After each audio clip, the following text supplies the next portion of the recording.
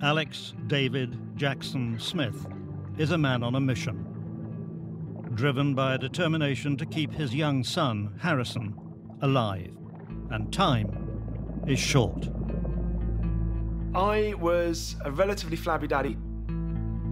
I'd slowly, over the preceding 15 years, become very happy to sit on the sofa, drink wine, drink beer, not do very much, gradually put on more and more weight.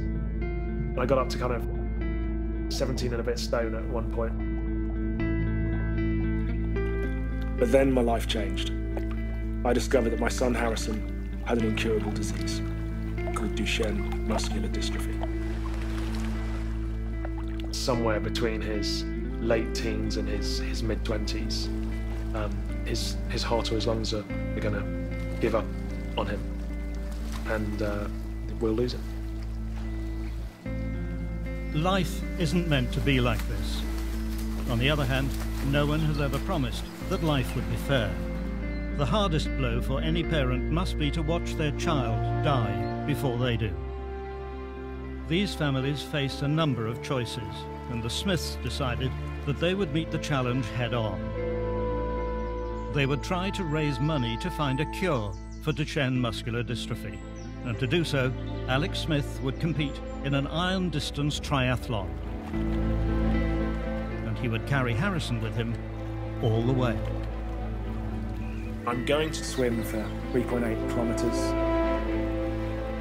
And then you jump out of the water and you go and bike for 180 kilometres. And then get off your bike and do the small matter of a 42.2k marathon. The event itself tests human beings to the limit. Men have died during the competition. The nature of Harrison's condition, getting weaker and weaker, has meant that I need to be strong. Now, I must do 15, 16, 17, towards 20 hours a week training. I needed to do it for him. Harrison is a mindful man.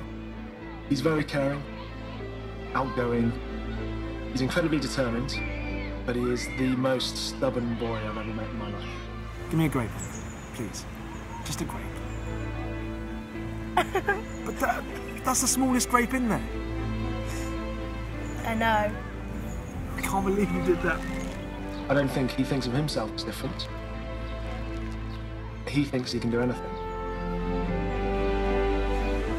Almost, eh? He will see I get to use a wheelchair occasionally as this is a benefit. It means I don't have to walk. It's a disabled space.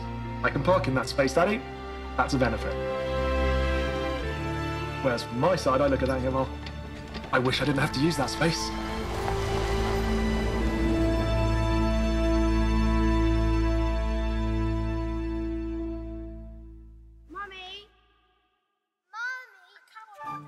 I met Donna at Oxford Brookes University in our first year.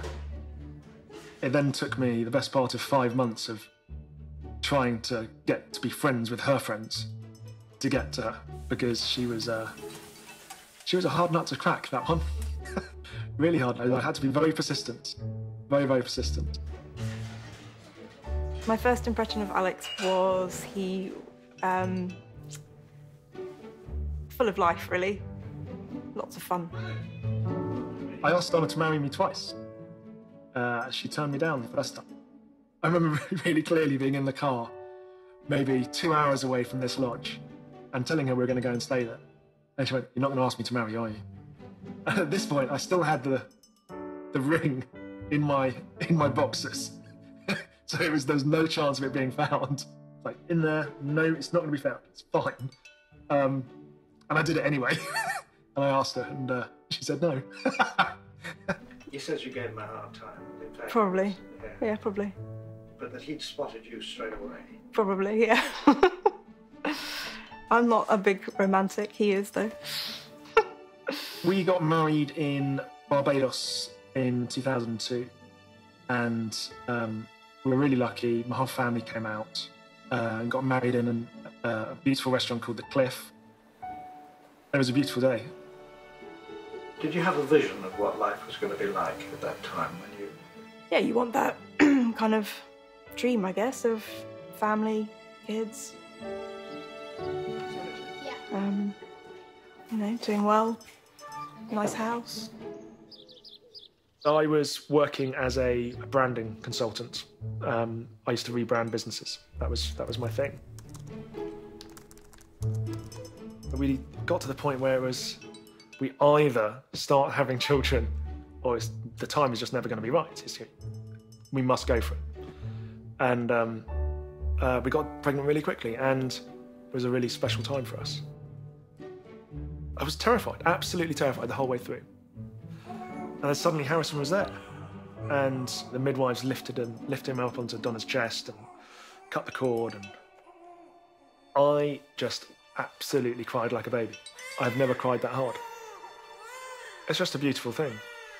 And it's your firstborn, and this is my future. I've got a son, I've got a little boy. He's perfect, absolutely in every way, perfect in every way.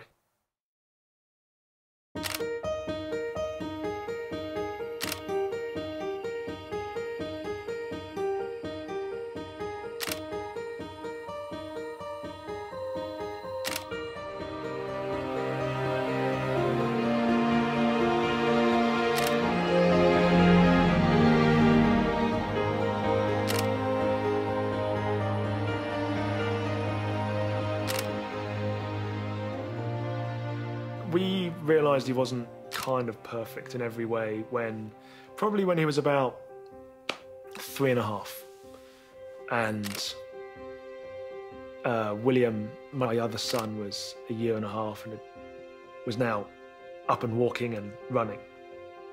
And Harrison, he was up and walking and running, but it would take him longer to get up. My mother-in-law, Nikki, she's never been cross with me, except for once, when I continually said, there is something wrong with Harrison's legs. And as every grandma will do, she said, Alex, stop it. He is perfect. There's nothing wrong with him. Everything in me, I knew there was something wrong. I think in your gut, you kind of realise that there's something not quite right. But you always put it down to, oh, he's a boy, he's lazy. So it wasn't really until he went to nursery, because then you're kind of assessed and they're looking at him as well, and then sort of said, he's been here a while and he's bumping into things still.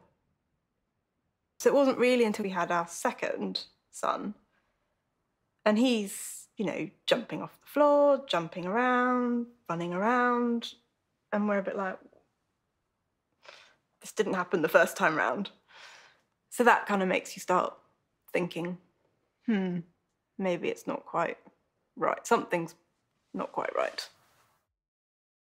His Montessori that he was at the time, they said, look, I think it's really important that you take him to see some physiotherapists, see if there's something wrong with muscle delay, go and see some ear specialists, see if it's a balance issue. So we did all of that, and we got signed off physiotherapy, and his ears were fine. A year had passed before we got to see a paediatric consultant, and he pretty much knew straight away. I went on to ask him, what do you think it is then? And he said, well, I think it's a dystrophy. And that was as far as he'd go. So I think it's a dystrophy. And I didn't know what it was. So went home and I Googled it. It came up with a list of 30-odd muscular dystrophies. And a lot of them are not applicable to Harrison, or weren't applicable to Harrison at all. But then there were 2 or 3 that were. And the awful thing about those particularly 2 was that they were the worst. And I remember reading it and thinking, shit, we're in trouble here. And I remember not wanting to talk to Donna about it and not wanting to tell her.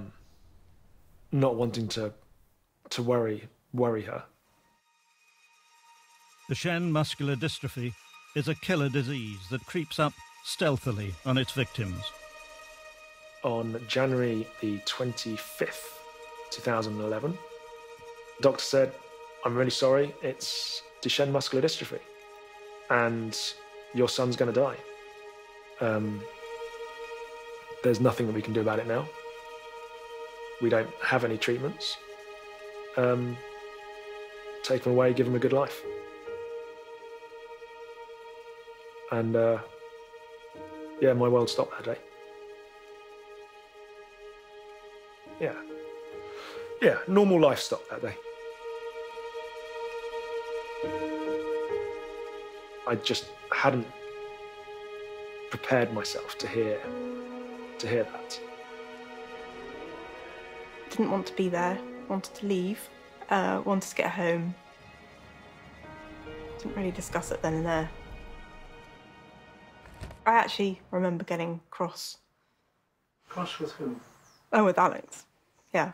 Not intentionally, but because I was cross. It just snapped.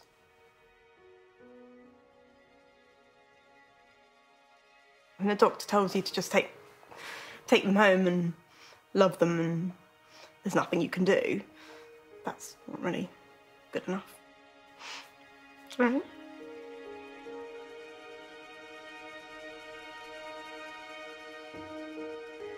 We were both just numb. Like, just completely numb. Not... I just didn't know what to do. At all. I drove to Waitrose car park. I sat in Waitrose car park to tell my mum. And that was the time when I cried like a baby again.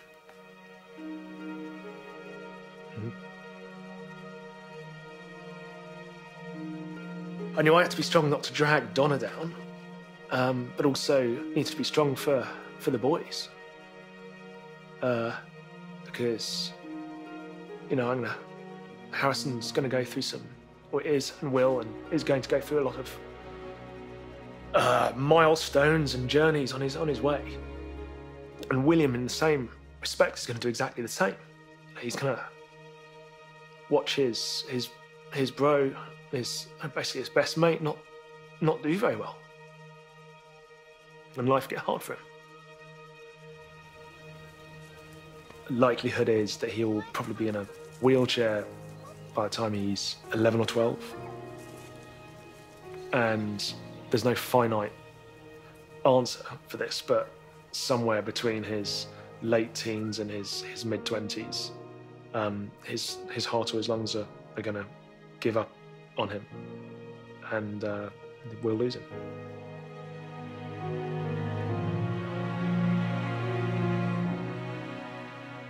You've got some kids dying at age 13, and then you've got some men living with it that are 30 plus. So you just hope that he's the one that goes to 30 plus. You don't know, really. You just have to keep them as strong as they can be for as long as they can be. We know this is a male-dominant disease. There's a chance that William could be the same. I don't think I really thought about that to begin with. Just because they were so different. And he just didn't, yeah. I don't think it really entered my mind at that point. Because he was running around, he was jumping, he was seeing things that Harrison couldn't do. So I don't think that entered my head until they said that they needed to test him.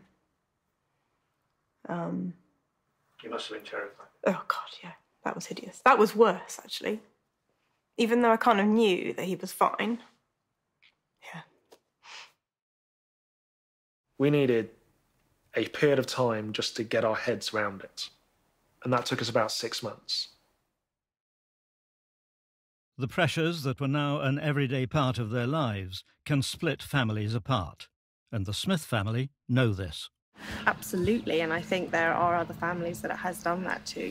We talk about it sometimes, but I think that's one of the other important things is that we talk about it, and they're just, very committed. They've been together for such a long time, and they have such a solid foundation that this is not something that will break them. We're a type that just cling together, and it's not just a mum and a child, it's the whole family. I think Donna and Alex are a great match in that they're so different in so many ways. As much outgoing as Alex is, Donna's, quite quiet, but she's very, very strong and equally determined. Not to kind of downplay Alex's part in the family role, I guess, but she's really the engine and makes it all possible. So the Smiths set out on their quest for a cure. One thing that needs to be done is raising money for research, because there are no treatments, and the only way we're going to get to treatments is by raising money to fund the research that gets you to a treatment or gets you to a cure in the future.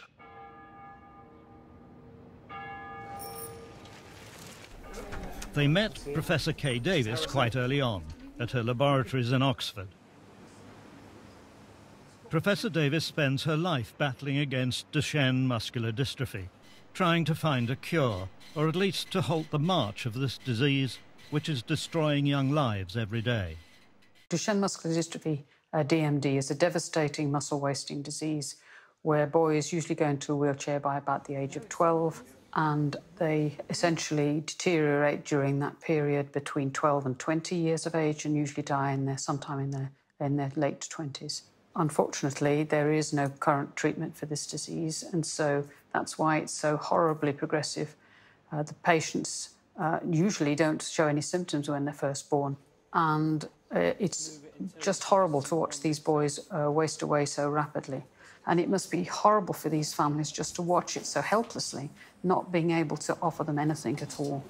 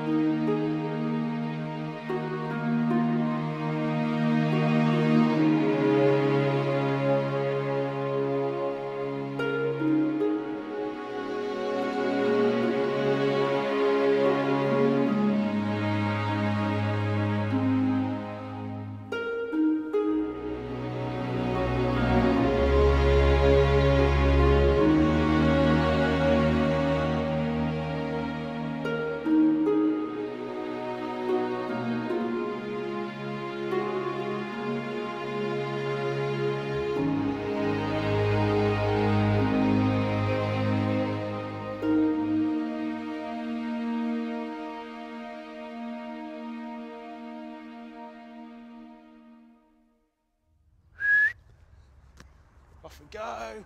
One to you, one to Harrison. Harrison goes in front. One to William. That's it, William. Oh, well held. To Daddy. To William. To Harrison. In front. To William. We haven't told him everything yet. So he doesn't know everything. His knowledge of his disease is relatively limited still. Because we haven't felt he was emotionally ready for it. He doesn't know about being in a wheelchair full time. He doesn't know that he's got a shortened life expectancy. Harrison will start the triangle this time. There's a race against time because the children born now, we've got to get the drugs into the clinic before they go into the wheelchairs. But even if we didn't, what we would hope is that we would be able to arrest that relentless progression of the disease so that those boys, even if they were in a wheelchair, could continue to use their arms, could still lead a full life, be employed, contribute to society, enjoy themselves, and have a full life. You've got your grumpy face on. You have, haven't you? You're grumpy faced. I gave up work and focused full time on developing Harrison's Fund as a charity and driving research as fast as I could. That's what I continue to do to this day. Harrison's Fund is morphing all the time. It's changing all the time. We're starting to get to that point where we're talking to regulators, we're talking to NHS England and NICE about funding the first drug for one very particular mutation of Duchenne. I never thought there'd come a point where I'm in the House of Lords talking to the House of Lords about what's happened to Harrison and how I feel about it, the urgency I need, The urgency I need the lords and politicians and regulatory authorities to understand where Harrison is and that every single day is a bit of loss. So without politicians, without civil servants, without the regulatory authorities, we have nothing.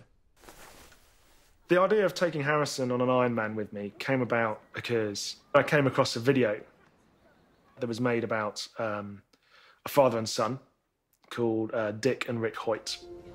Registration for the 25th Ironman continues one by one. Appearing near the start line are father and son, Dick and Ricky Hoyt. Rick has cerebral palsy and he wanted to be able to run. He asked his dad to take him through a run. The gun went off and we went off with all the other runners, and everybody thought that Rick and I would just go to the corner and turn around and come back. Well, we didn't. We finished the whole 5 miles, coming in next to last, but not last. The story just continued, and it went from a half marathon to a marathon to a triathlon, and then ended up completing an Ironman with his son. Rick and I love the Ironman triathlon. To be out there competing with the best triathletes in the world, it was just so exciting. The feeling coming down the finish line at Leahy Drive, it's just an awesome experience. With the crowd there, all the excitement, the noise, and the announcers announcing, all your adrenaline just gets flowing. That video was my epiphany moment when I thought I could raise a considerable amount of cash. And then I also thought, well, this is something that Harrison will never do, as he is, but I can. I've got legs, and I've got arms, I've got heart and lungs. I've got all the things that are failing him that aren't failing me. So let's give this a go.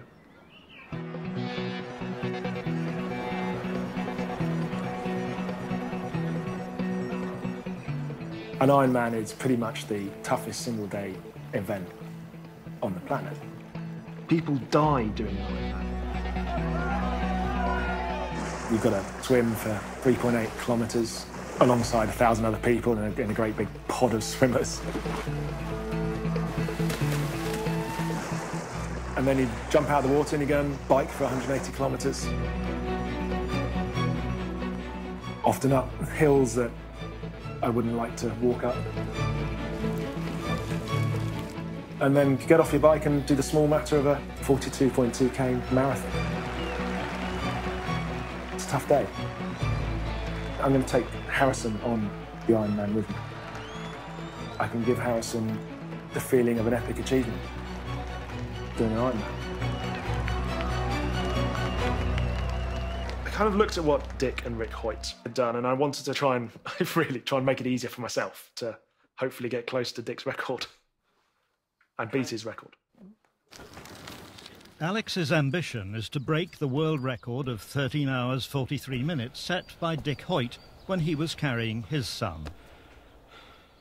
He's got to have an outlet, and that's what his outlet is.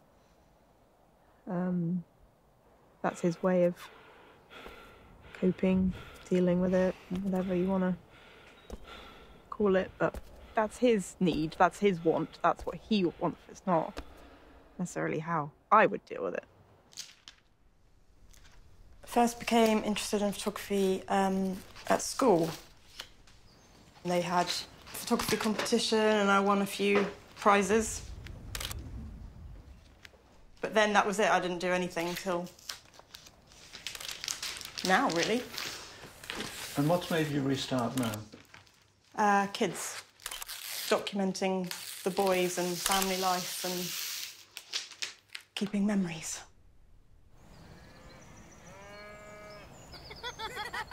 How do you cope with it? I don't know, really. I don't see it as coping, I don't think. It's just the way it is. It's a different normal. So you just have to go with the different normal. Like, you don't have a choice.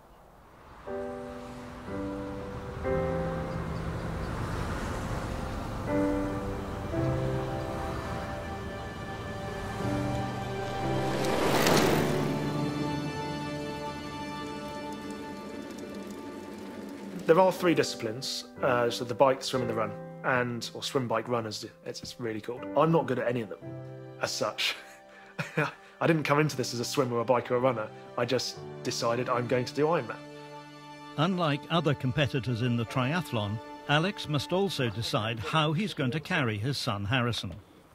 I've got an 11-foot catamaran for Harrison to go on that is harnessed to my hips rather than my shoulders, because you need the shoulders to be able to swim, and I don't want anything to be restricting that. The great thing about a catamaran is it's light in the water. It only has a very small footprint in the water, in that it's just the two holes. They're both light, they don't drag, and when you're pulling it, from my perspective, the one thing I don't want is to have the weight constantly jarring as I'm swimming.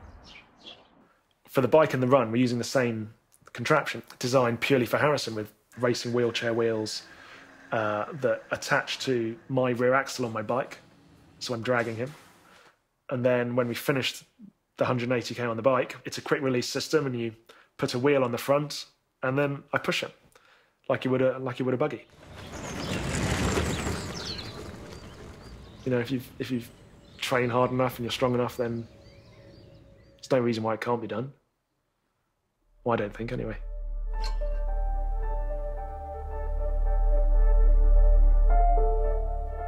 Preparation for an Ironman is months and months of long, hard training.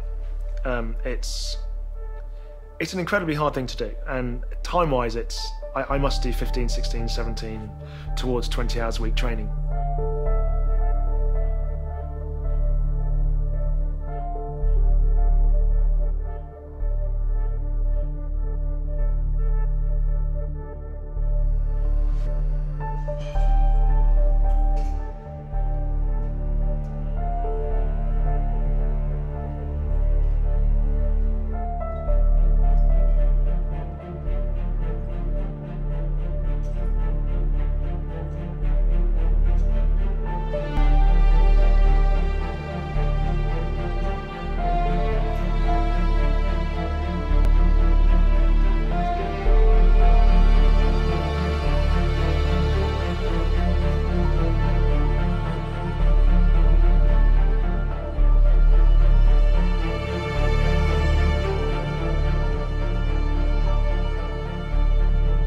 Mentally, the hardest for me is the bike, because it's a long time.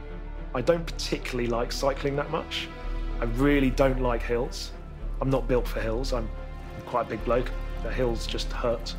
Don't like it.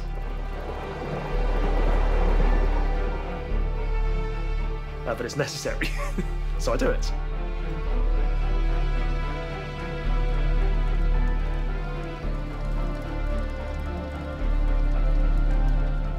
I enjoy the swim the most, although I'm not that great at it.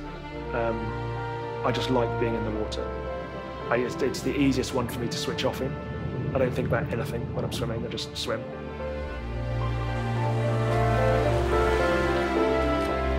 The running I'm better at than I think I am. It's just a long time to go out and run. You know, go and run a marathon, it's 4 hours odd, and it's tough. For a lot of people, a marathon is enough, right? It's a lifetime achievement. But I always felt that with the marathon, you could almost turn up and blag it on the day. But you can't do that in Ironman. You can't just turn up. You have to put the commitment in for the year or the 9 months before it to get it done. Alex is always up for a challenge.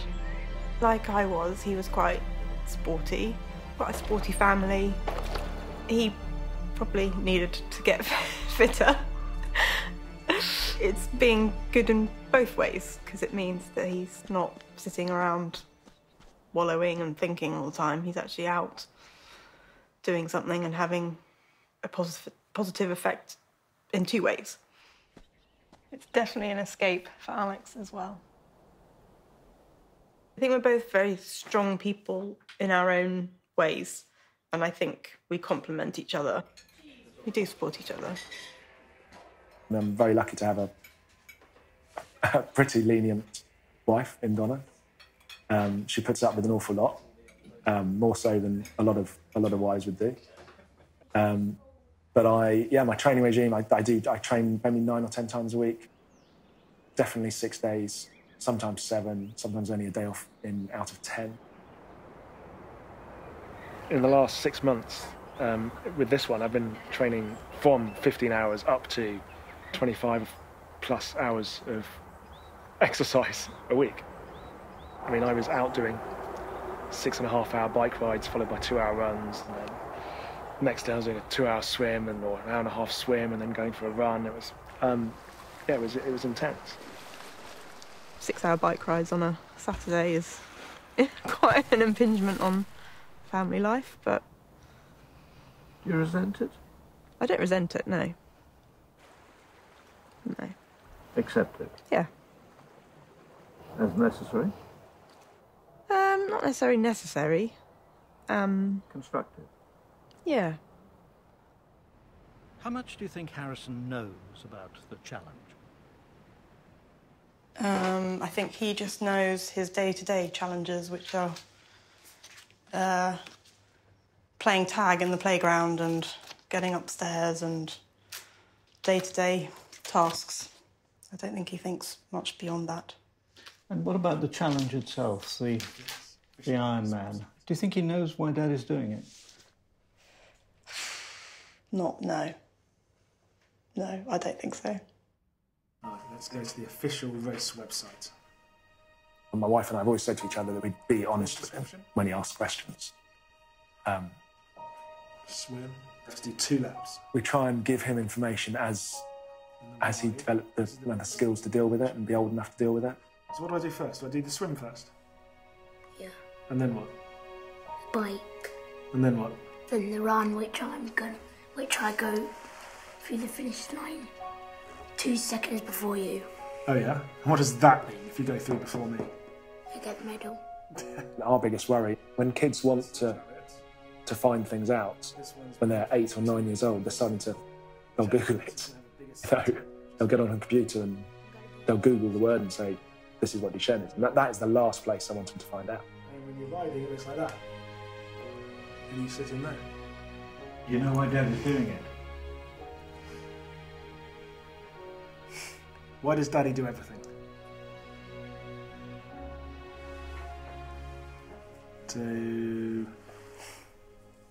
Go on, you only have to say it once. I don't want to say it. You have to say it once. I don't want to. Do you know why? But I don't want. Why don't you want to say? Tell me. Because I don't want to.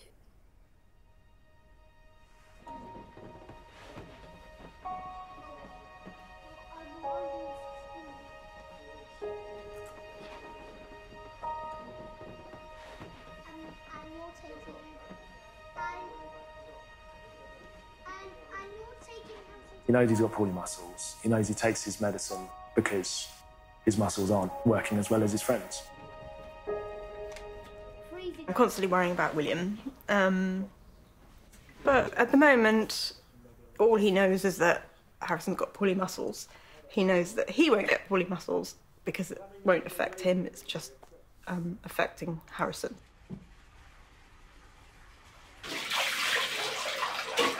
Have you got your timetable sorted yet? What timetable? 6 times table. No. 5s? No. Yes. And there's always Harrison's medication to remember. Harrison, quickly. What? Take this pill for me, quickly. I just dropped it in water. Yeah! Quick, get it in. Oh, no, I missed, Kit. Quick. Get it in. Swallow. Yes, blood pressure pills, done. Whew.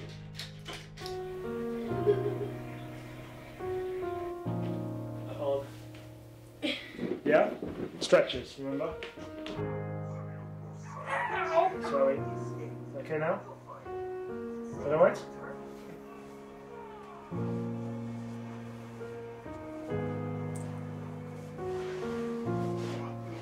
Oh, sorry. He knows that we're trying to raise money and fund research to make muscles better. done because it's hurting. But he definitely doesn't understand that at the moment his muscles are going to continue to get worse and worse and worse. 5, 4, 3, 2, 1, done. Well done.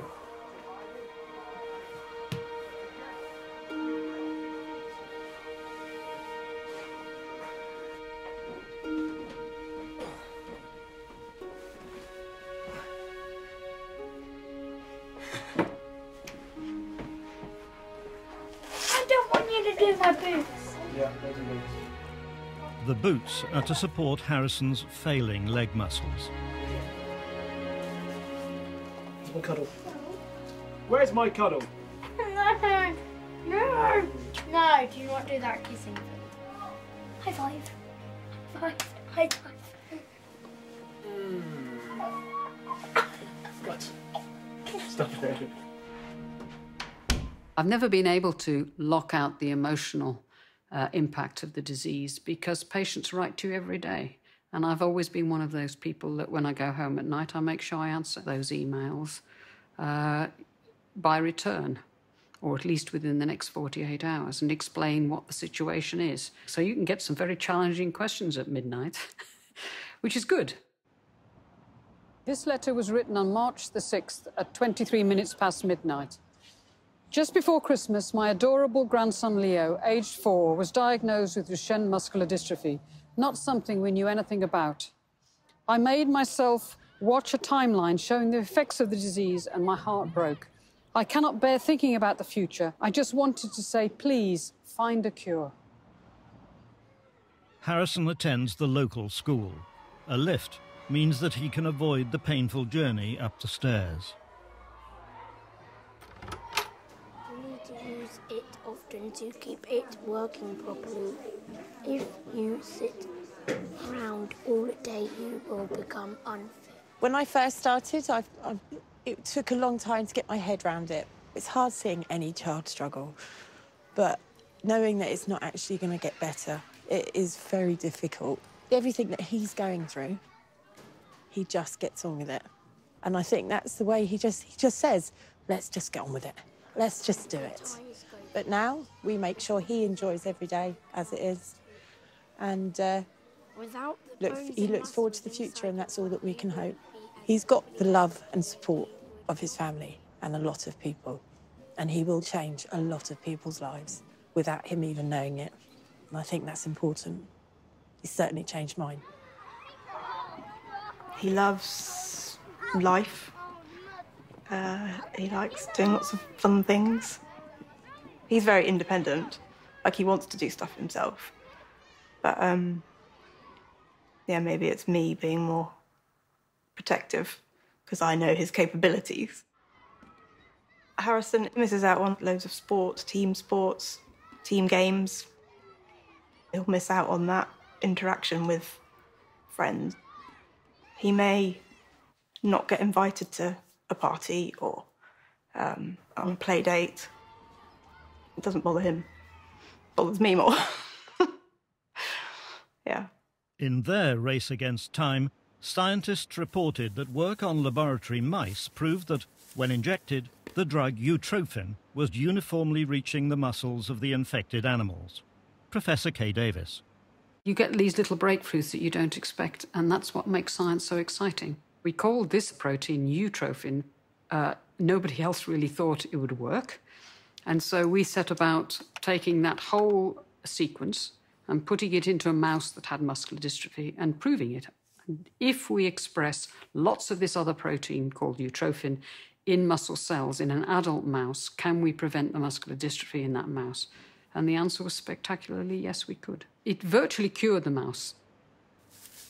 We got already substantial evidence that it will work in man, and now we just need to get through those human trials. We're very confident that we will be able to come out with a drug that will be able to modulate the expression of the Utrophin gene to cure muscular dystrophy, or to treat muscular dystrophy. You said the word cure.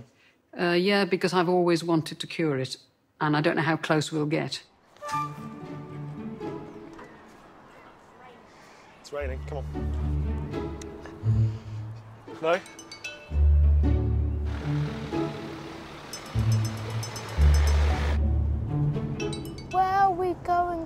Where are we going now? We're going up to Norfolk.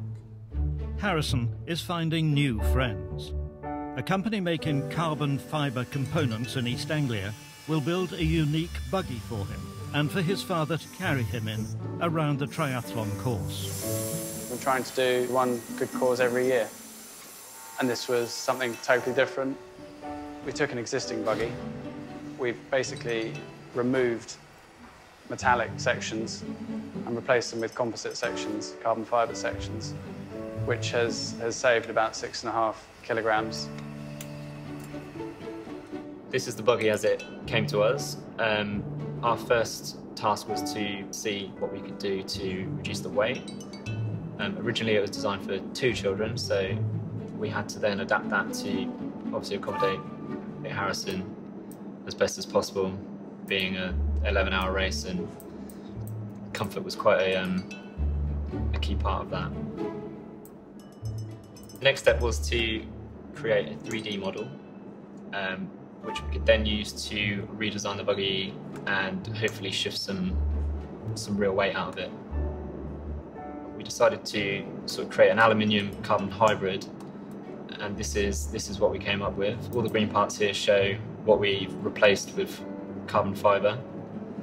It's a simple carbon fibre tube, and all the blue parts here are parts that we've had to make to fuse the carbon fibre tube to the existing aluminium structure.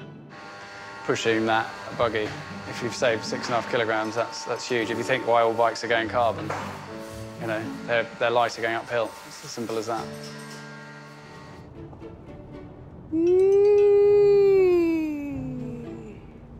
I'm bored. You're going to say that all the way for 2.5 hours? I'm bored. I'm bored. You're not allowed to get bored already. What about when we're running for 4 hours and biking for 7? Oh, my iPad and DS. You'll have your iPad and DS, of course. Of course. I'd rather not carry too much. No, you're not carrying it. It's all in the thing I'm on. Who do you think? Running and the bike thing. OK, but who do you think's pulling that? Exactly. Well, putting an iPad and DS in doesn't make it heavy. Really? No. They're lights. We've predicted around 5 or 6 kilograms. I reckon we saved about 6.3 kilograms. We were above that, so that's good. Pretty pleased with that. This is exactly the weather we don't want for our challenge, isn't it, Harrison? No. Don't want this weather. No, because we won't be inside. Well, I will on the running and the biking bit. Kind of. Kind of. I don't think it's going to have a cover on the top. Well, if it rains, yes. If it rains, you'll probably put your waterproof stuff on. How am I going to play on my iPad and DS? If it's raining, it won't be raining, Harris. It's June. Yeah, it will.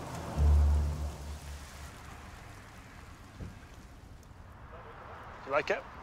You like the look of it? Yeah.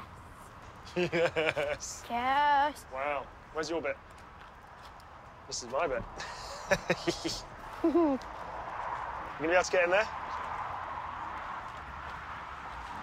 Do you want to wait for me? You in? I'm in.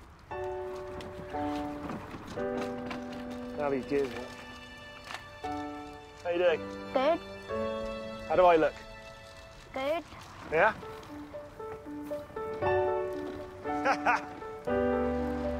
Not fast through the big tunnel.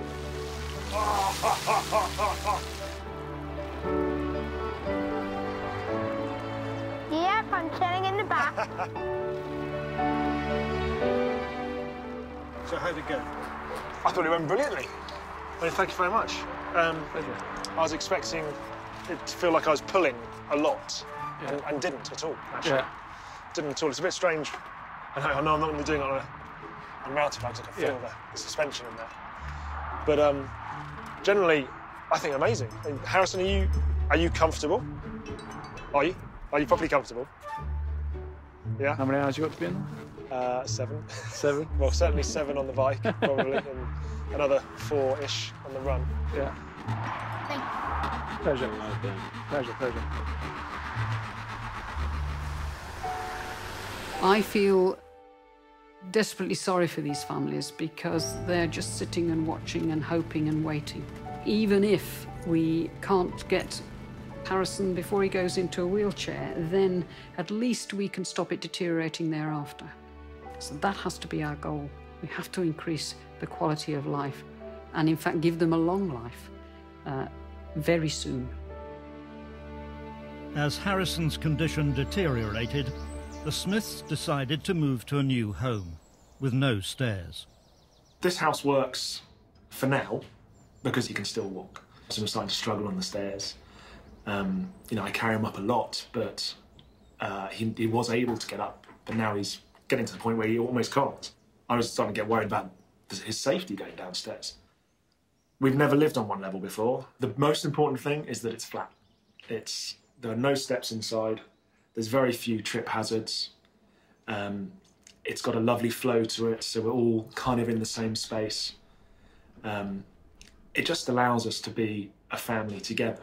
It's a happy house. You know, we're in a 3-story townhouse, and our lounge was upstairs, our kitchen downstairs, and it just became a shouting house. It was a house where one person shouted to another one upstairs or downstairs. Harrison was very keen to understand where everything was going to go in the new house. He was constantly saying, I need to visit this house before we move in, because if it doesn't work for me, and my bedroom is not how I want it, I don't want to live there. Cue Harrison. Action. In my room first.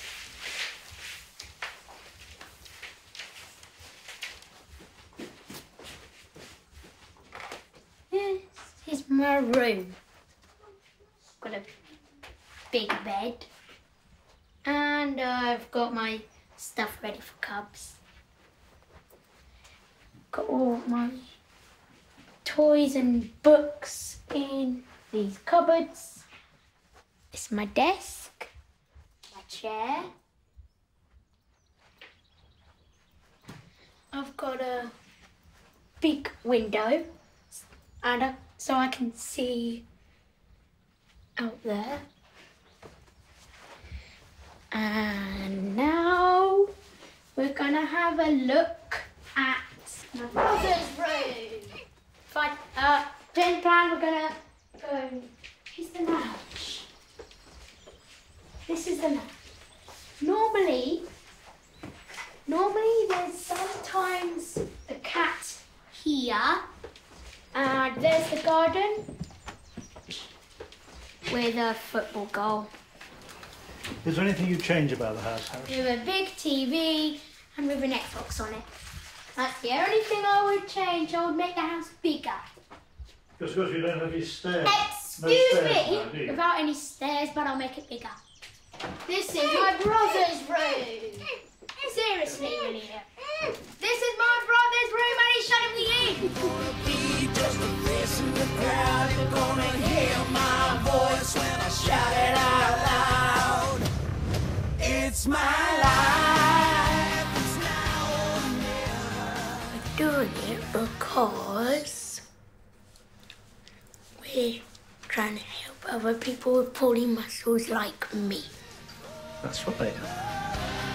I just want to live when I'm alive. It's my life. My heart is like an open heart. And do you think we're going to raise some money doing this? How much would you like to raise?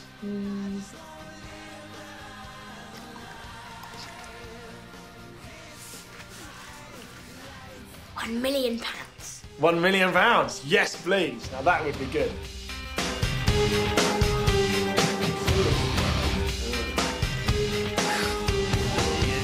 Don't want to sit down. Turning Gina, no back down. Tomorrow's getting on it, you're safe. You ain't just gotta make your own mix. It's my life, it's now or never. I'm gonna live forever. Do you think we could do some damage with £1 million? Yeah, we could, couldn't we? Who would we give it to? The scientists. The scientists? What are the And scientists? doctors. I used to say, actually, that I needed to cure this disease by the time I retired, but I'm not going to retire, so I have to... I say in the next 5 years, I think we'll have made a significant advance in the clinic. Alex has an important medical hurdle to cross. He owes it to his family to find out if he's physically capable of completing this triathlon event. Rest the heart rate nice and low, 54. You say you haven't seen pain.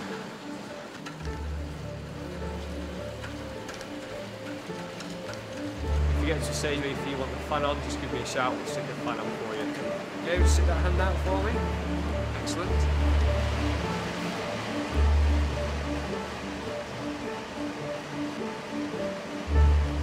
Good man, hold on to there for me. I'm going to go up to gear setting 4 now.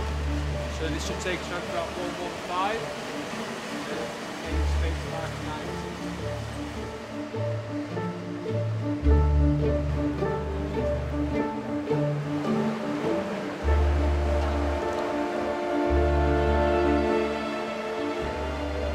Nice and secure. Remember, this is absolutely flat out, blissful exhaustion, so you can't maintain that wattage. Or the RPM.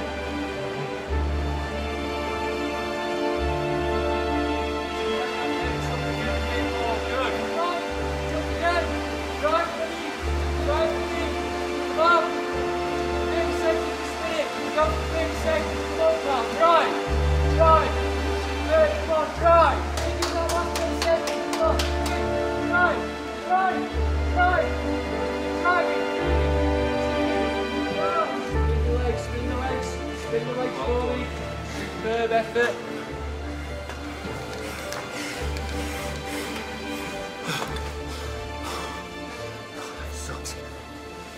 Suck it up, spin the legs.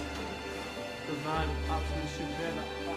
I know I'm physically able to do the Ironman because the medics have looked at me. They've checked everything. My heart's all right, my lungs are all right, my blood pressure's all right, so I'm in good shape. That last minute and a half was a dark place. I've seen the numbers. If I had to put a description to it, I am a fat bloke with a good engine. Now that's a quote. So, on June 10th, 2015, Alex Smith and his family left England to compete in Challenge Denmark, an international iron distance triathlon. We arrived yesterday, close to Billund at Legoland, and we've been getting everything ready for the triathlon, which is tomorrow morning. It starts at 6:55. I'm trying to remember everything that I need for the day. So I've got not nipple plasters. It's not the sexiest thing, but nipple plasters to stop them chafing. I've got 3 different bags. I've got a swim bag, a bike bag, and a run bag, and I always miss something. I'm going to try actually not to miss something today. Some of the best triathletes in the world living or staying in houses around us. And it feels very bizarre to have a film crew with the average bloke.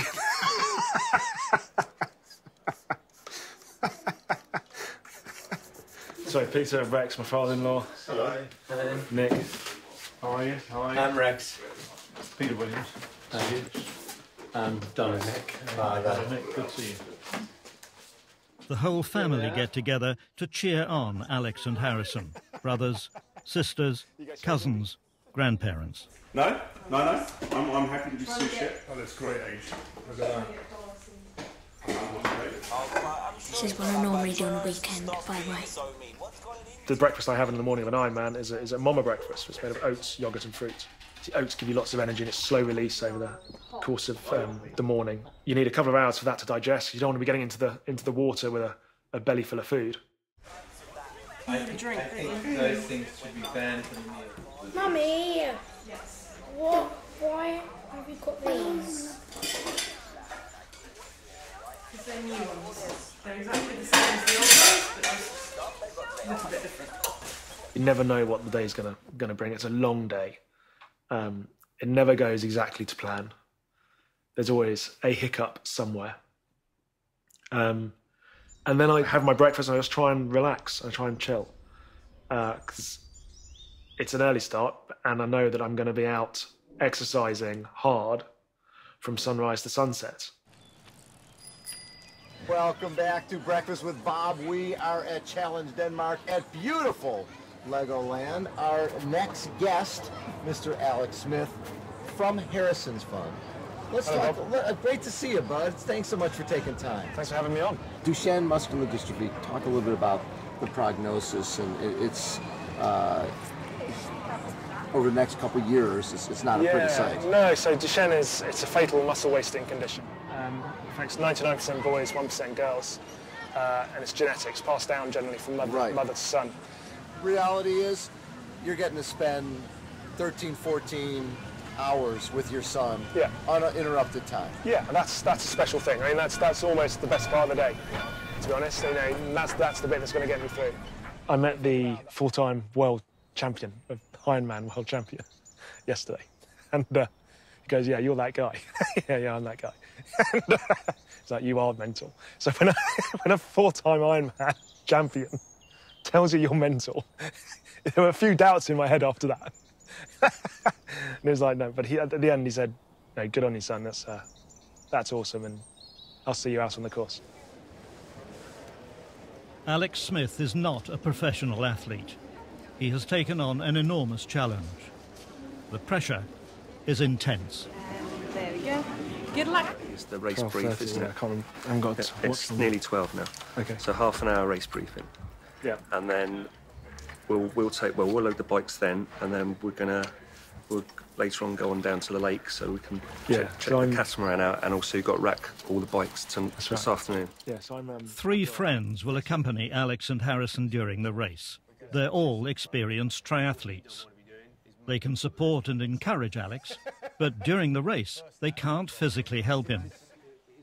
They joined Team Harrison because they believe in what Alex is trying to do.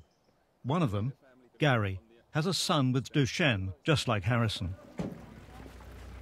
I'm nervous now, and more so now that we're here and we're putting bikes in, and so like next time I come back here, we're going to be racing. And it's weird, I'm looking at the boat today, and it suddenly seems an awful lot bigger than it did yesterday.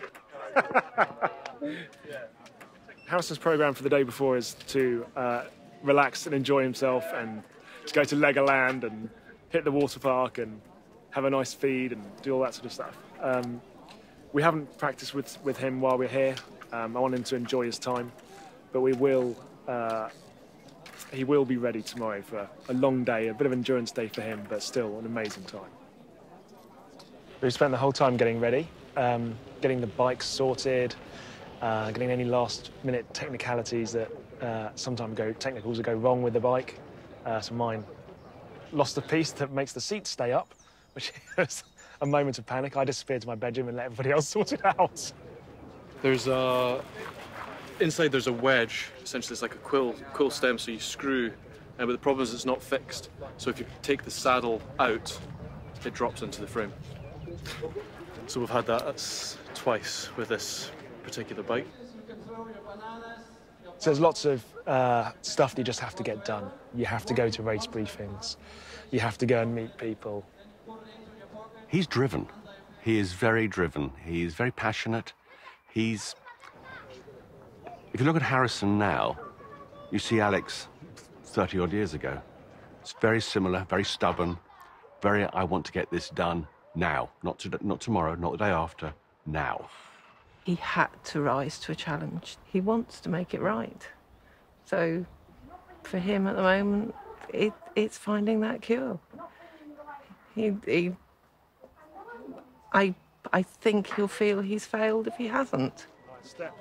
I don't want to let Harrison down. He's been really looking forward to this. And I want him to get round, and I want to have a really great day with him. But it's a really long way. To beat Dick Hoyt's record, Alex will have to complete the 141 miles in 13 hours and 46 minutes. This matters to Alex Smith. So I've seen the course, and it's thankfully as flat as I thought it was. The swim here is... It's weird, looking out there now, that looks quite big. And we're going round it twice. Do you think you'll break the record? I think we might be close. Confident? Am I confident? I am confident that I'm going to have a good day with Harrison. I'm confident about that. One of the things I will be showing him tomorrow is I suppose how much a dad can love his son, I suppose. And I suppose he might teach me a little bit about being a cool kid.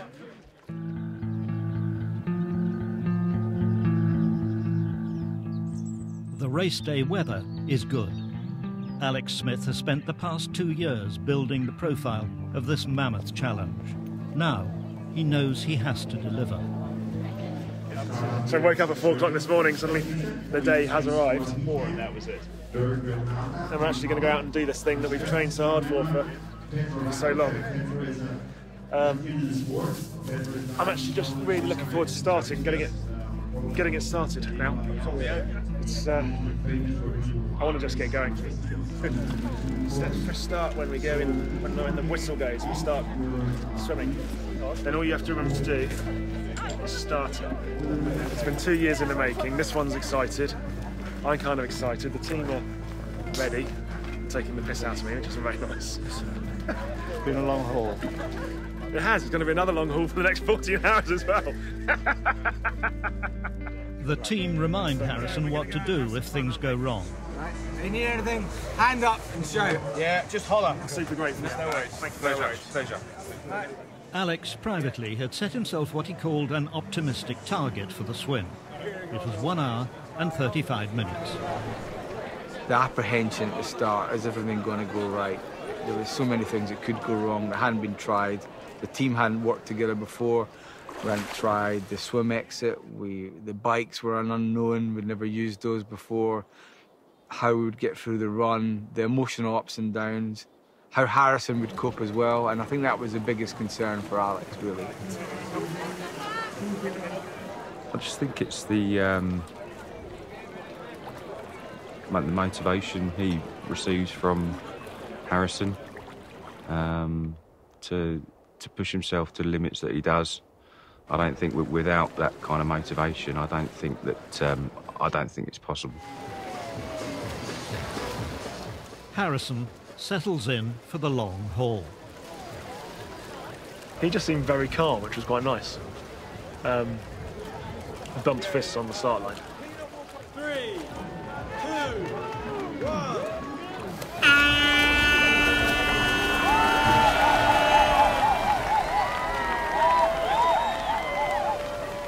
I'm trying to raise as much money as I can to help save the lives of people like my son, people like Harrison, who without us finding a really great treatment or potential cure in the next 3 or 4 years, he'll lose the ability to walk. In the next 10, he might not be here.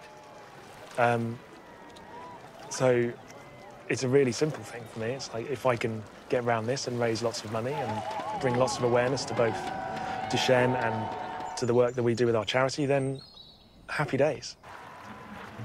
It was a very personal thing between himself and Harrison, and it was, nice to be there and be part of it and see that special bond. When I got involved, I said, the one thing you don't need to do is thank me. I need to thank you for letting me get involved. When I look at it, I would deal with my own situation and deal with it as best as I could. I'd like to think, maybe I'd make a decent fist of it, but would I be anywhere near what Alex is doing and have that spirit to say, I'm going to beat this?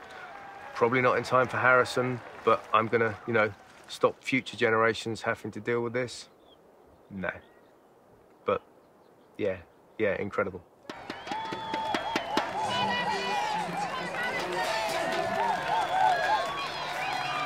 We knew that we could control 17 hours or however long it took of emotion and pain. But Harrison's an 8-year-old boy, and you've got to deal with the mentality of an 8-year-old boy for that amount of time.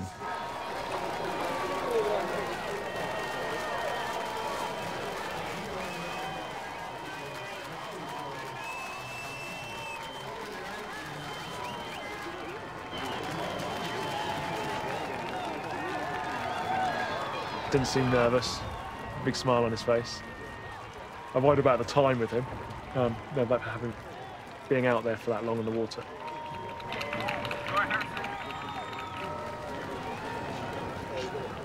Harrison, I really had my doubts about whether he could do it. I really did. It only needed him to stand his ground and say, no, I'm not doing this. No, I want to get out. I've had enough. And that would have been the end of it. Amazing guy. And it's great to have as a son-in-law. I get quite emotional about it, myself personally. But I think they're doing a superb job, and I just hope we do find a cure in time, because, you know, he deserves it. They all deserve it.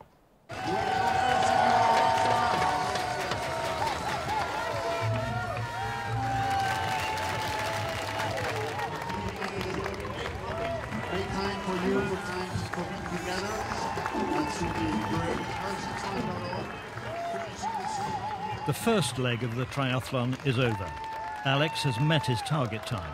He has swum 2 circuits of the lake in well under 1 hour and 40 minutes.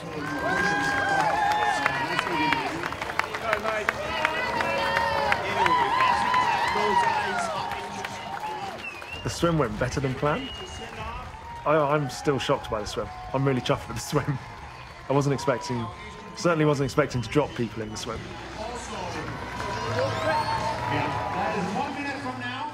Post-swim, the fueling stage is basically the bike. You've got 7 hours or 6 hours or 5.5 hours to fuel yourself to get through the bike and get ready for the run. I have a little picture of Harrison on my top tube on the bike so that I can look down and I can see him and know that he's with me. He wouldn't let me give up. Cycling is the longest leg of the triathlon, 180 kilometres. For Alex, it's also the most severe test. The first half of the bike went brilliantly. It was tough and it's really windy. But I looked at my watch then and I thought, ooh, we're kind of on target here. There weren't that many hills. It's just the effect of having towed the weight behind you. It takes everything. Really tough on the legs.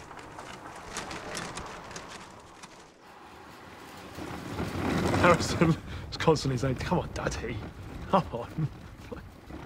I'm really trying here. And he started talking a lot when we're going up hills. Not on the hills. Don't try and talk to me when I'm on the hill. Do you know what? I have an inkling that he will go at some point. He will pass out on the bike and he'll be fast asleep. The motion and it bounces as well. It's got suspension on it. So if he doesn't fall asleep, I'll be amazed. Alex's target for the cycling leg is 7.5 hours. About 65, 70 miles into the bike. I think he found that quite tough with the wind and there's a few undulating areas. He was in a pretty dark place. And he stayed in that pretty dark place for the remainder of the race, but he didn't stop. He just kept going. So it's, you know, the dogged determination and the stubbornness. So, you know, he's not going to give up.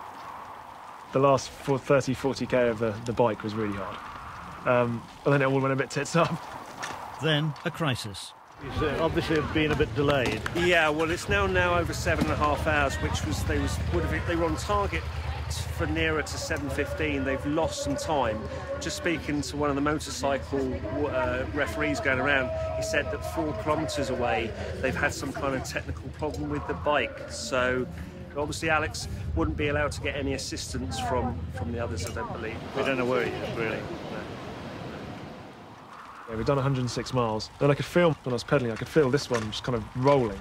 I was de-threading the inside of the crankshaft, which is the bit your pedal goes on, to a point where it actually came off on the bottom of my shoe. In that moment, I felt a little bit of panic, actually, that my day was going to be done. That it was going to be all finished, and it would be a mechanical problem as opposed to me not being able to do it. Alex's pedal come off, so he's had to take my bike and attach the chariot to my bike, so I've had to pedal back the last 5 miles with one How many pedal. minutes do you reckon it cost him? It'll Probably another 10 minutes, I think. Yeah.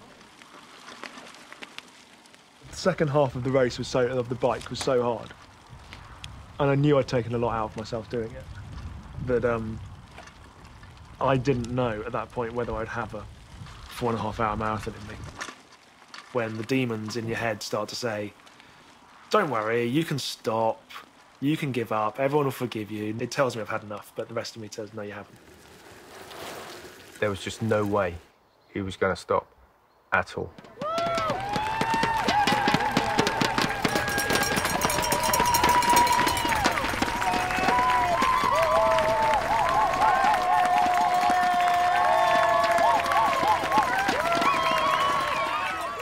Losing a pedal costs Alex around 45 minutes. It would now take a miracle to break Dick Hoyt's world record.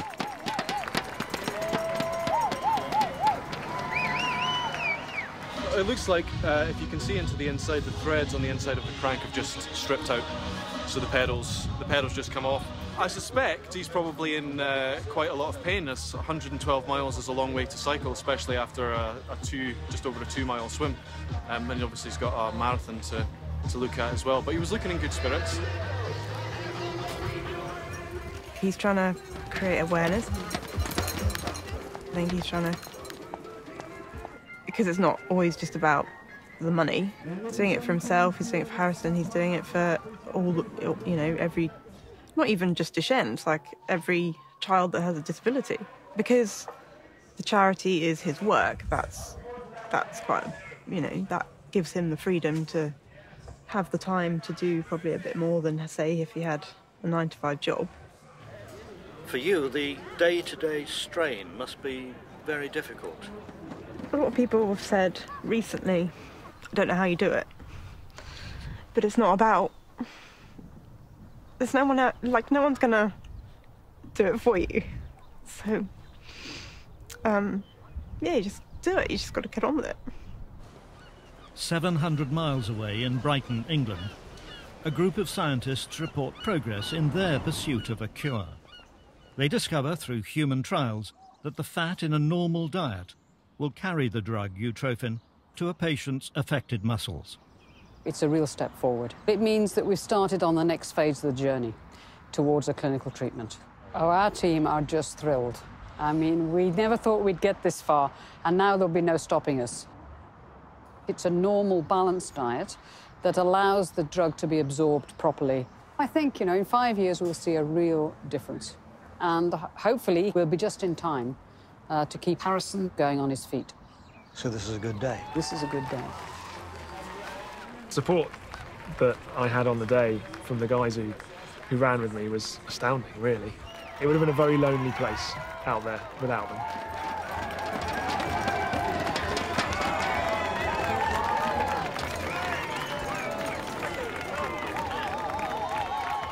And then it began to rain. Hard.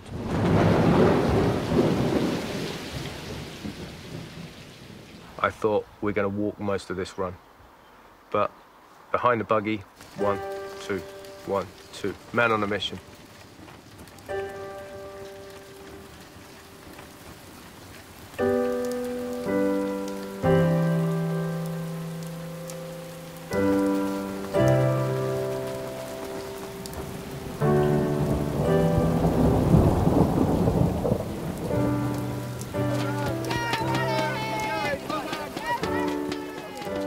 But step by step, minute by minute, Alex Smith's hopes of breaking the Hoyt's world record disappeared. The weather was awful. The rain is the hardest bit. One of the factors that if it rained hard, we knew that Harrison was going to get wet and cold. The second lap of the run, Harrison was, getting a little bit upset because he was, getting a little bit cold and wet. Got to change your clothes, and then Harrison picked up. Harrison was the one that was sort of saying, "Come on, guys, we're all going to finish together." That last lap was very, very hard. Because I had nothing left. My stomach was turning on me.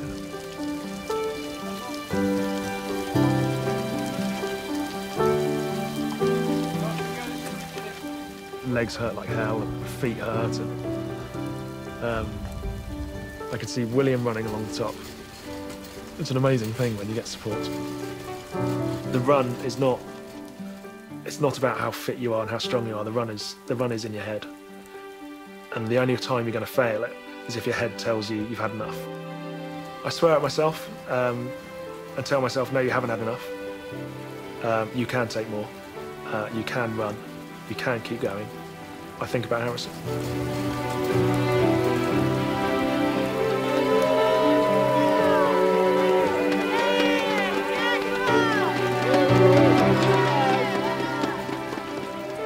I just wanted to get it done. Really wanted to get it finished, and it took. It was sheer bloody mindedness, that last 10K. Head down and will yourself to the end. 3 incredible, very special people to me that I'll be indebted to forever, I think. It would have been much harder without them. I learned a lot going with them. And when you're going into a horrible, dark place, having someone to cheer you up is amazing. I could see the finish line. I don't remember too much about the marathon, but I knew that Donna and William were going to try to run in with us. Running in was fine. William wants to do it, so I'll do it with him.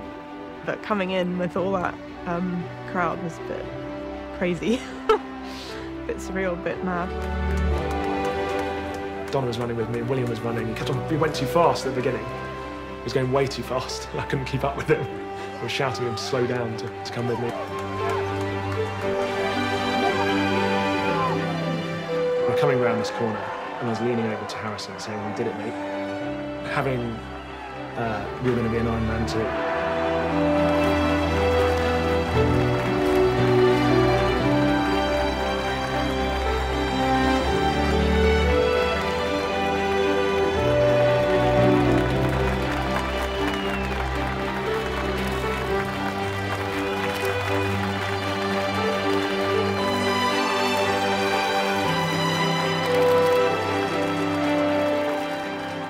It is 15 hours and 36 minutes since, in bright morning sunshine, Alex Smith and Harrison set out on their epic journey.